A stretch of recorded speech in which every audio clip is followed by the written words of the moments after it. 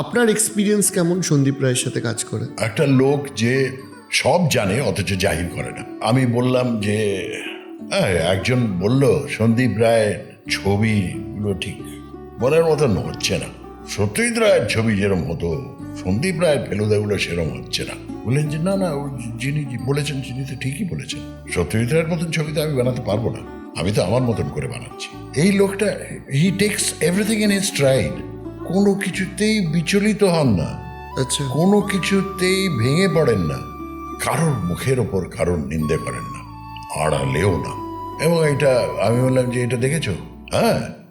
কেমন লাগলো? হ্যাঁ, ইন্টারেস্টিং।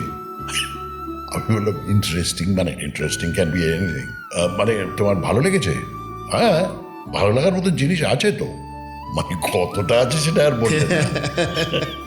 সবকিছু পজিটিভ, সবকিছু পজিটিভলি দেখেন, এইটা আমার খুব ভালো লাগে। আর অনেক লোকে আছেন, অনেক পরিচালক আছেন যারা তাকে সেই চোখে দেখেন না। I am sorry to say, এখনো পর্যন্ত যারা ফেলুদার ছবি বানিয়েছে একজনও সেই পর্যায়ে পৌঁছয়নি। কিন্তু সন্দীপ রায়ের তৈরি ছবিগুলোর কাছাকাছিও কেউ পৌঁছয়নি।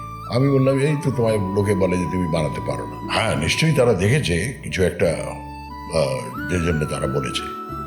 ও ঠিক আছে, এই ধরনের একটা কালচার্ড ফ্যামিলি